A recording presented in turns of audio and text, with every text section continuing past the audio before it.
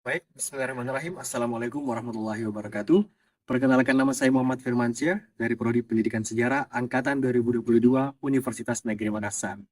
Nah, saya sekarang berada di Monumen Garongko, tepatnya di Kabupaten Baru, Kelurahan Mangempan, Desa Garongko. Nah, mungkin dari kawan-kawan banyak yang belum mengetahui tentang monumen ini. Namun, perlu kita ketahui, monumen ini erat kaitannya dengan Monumen Pacekek. Karena sebelum bertolak ke Pacekek, pasukan Andi Patalata terlebih dahulu berlabuh di Garongkong, kemudian bertolak ke Pacekek untuk melakukan konferensi mencetuskan TRI Divisi Hasanuddin. Nah, di belakang saya adalah daftar urutan kapal yang mendarat di Sulawesi Selatan. Nah, perahu pertama mendarat di Garongkong, Kabupaten Baru, tempatnya di daerah ini, yang dipimpin oleh Andi Matalata. Kemudian dilanjutkan dengan perahu kedua mendarat di Wiritasi Mangkoso. Daerah ini adalah daerah Kabupaten Baru juga yang dipimpin oleh Andi Muhammad Sarifin. Kemudian perahu ketiga mendarat di Supa, Pinrang dengan pimpinan Kapten Muhammad Saleh Lahade. Mari kita lihat lebih detail tentang monumen ini. Jadi, di bagian kanan monumen ini terdapat gambaran perahu pinisi yang digunakan oleh Tentara Republik Indonesia dari Pulau Jawa menuju Sulawesi setelah menerima mandat dari Jenderal Sudirman. Kemudian di bagian belakang terdapat juga relief yang menggambarkan bagaimana tentara Republik Indonesia yang telah tiba kemudian turun ke Garongkong ini. Nah, kemudian bagian terakhir dari ini yaitu menggambarkan bagaimana tentara yang dipimpin oleh Andi Matalata sebelum bertolak ke Pacekek untuk melakukan konferensi. Latar belakang dibangunnya Monumen Garongkong atau Monumen Andi Matalata ini dikarenakan untuk menghormati perjuangan Andi Matalata dalam upaya untuk menghadapi Belanda yang berusaha untuk kembali berkuasa, yang pada saat itu di Sulawesi Selatan dalam kondisi terpuruk menghadapi Belanda yang berusaha untuk kembali. Tidakkah hanya kekurangan alat persenjataan, pejuang yang ada di Sulawesi Selatan kurang memiliki pengalaman untuk menghadapi Belanda. Meskipun demikian, para pejuang memiliki tekad yang kuat untuk tetap mempertahankan kemerdekaan. Hampir di seluruh pelosok Sulawesi Selatan didirikan organisasi kelaskaran untuk menghimpun kekuatan dalam menghadapi Belanda. Bahkan mereka juga menyatukan kekuatan dengan menghimpun sejumlah organisasi kelaskaran agar lebih kuat. Pada akhir tahun 1945, rombongan yang terdiri dari Manai Sopian dan J.D. Syaran Mual bertolak ke Jawa. Keduanya diberi tugas untuk memberi laporan kepada pemerintah RI mengenai situasi perjuangan di Sulawesi Selatan dan kesulitan yang dihadapi untuk tetap menggelorakan perjuangan. Kemudian disusul oleh M. Saleh Lahade, Andi Matalata, Ranaka, dan Muhammad Amin Lamaca. Rombongan berikutnya yang berangkat adalah Andi Yusuf dari Bone. Setelah itu, disusul oleh rombongan Andi Sapada yang di dalamnya terdiri dari Andi Odang, Rifai Pairai, Syamsul Arif, Andi Jamarro, dan Darwana. Mereka ini bertolak dari Supa dengan menggunakan perahu bego. Rombongan selanjutnya adalah Dayan Lawa. Dalam rombongan ini ikut pula Arsyad B, Musa Gani, Muhammadiyah, Andi Maga Amirullah, Bau Mahmud, dan Andi Tau. Setelah itu berangkat pula rombongan Alim Bahri, Bahtiar, dan Mahmud Sewang. Mereka ini berangkat dari Makassar. Kemudian rombongan yang berangkat dari Mandar adalah A. Malik dan A. Gatie. Sedangkan dari Bulukumba berangkat rombongan Andi Puna. Pada tanggal 9 Januari 1946, rombongan yang dipimpin oleh M. Saleh Lahade tiba di Yogyakarta. Kemudian, pada tanggal 12 Januari, bersama dengan beberapa orang lainnya yakni Andi Matalata, Lanaka, Muhyamin, Haji Moh Yahya, dan Haji Moh Karim menghadap Presiden Soekarno di Istana Negara Yogyakarta. Rombongan ini membawa surat dan laporan dari Gubernur Sulawesi, Dr. Ratulangi.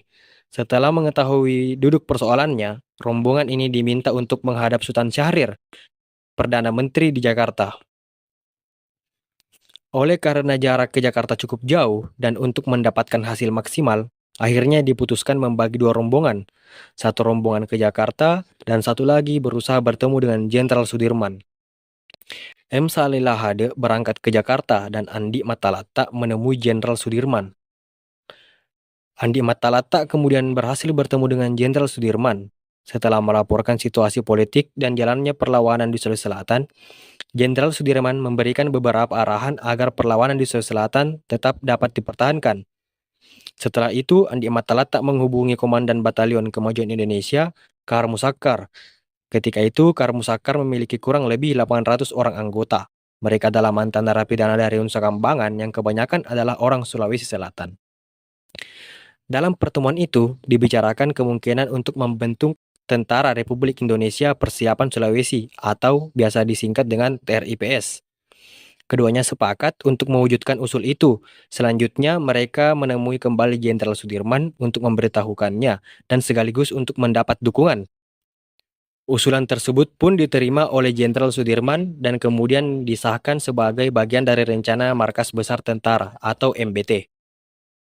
Pada tanggal 16 April 1946, keluarlah surat keputusan Panglima Besar Jenderal Sudirman yang menugaskan kepada Kahar Musakkar, Andi Matalata, dan M. Saleh Lahade untuk melakukan rencana kerja MBT. Adapun yang diberikan MBT kepada pemegang mandat adalah itu, melakukan persiapan dalam pembentukan kader dan pasukan lengkap dengan peralatan tentara yang akan diberangkatkan secara ekspedisi ke Sulawesi, membentuk Tentara Republik Indonesia dengan persiapan di Sulawesi Selatan dengan kekuatan satu divisi hingga kesatuan yang terkecil guna menegakkan dan membela Republik Indonesia. Menyampaikan laporan tentang hasil tugas tersebut kepada Panglima Besar Jenderal Sudirman. TRIPS lantas mengorganisir pasukan ekspedisi yang dikirim Sulawesi Selatan untuk membantu mendorong semangat pejuang untuk tetap mempertahankan kemerdekaan Republik Indonesia. Pembentukan tentara Indonesia di Sulawesi Selatan diperlukan perjuangan. Tokoh-tokoh pejuang di Sulawesi Selatan melakukan persiapan dengan matang, terutama dari segi taktik, strateginya, karena kekhawatiran rencana tersebut akan diketahui oleh pasukan Nika. Ekspedisi Tentara Republik Indonesia ke Sulawesi Selatan dilakukan secara bertahap. Ekspedisi TRIPS yang pertama direncanakan akan berangkat pada tanggal 23 Mei 1946.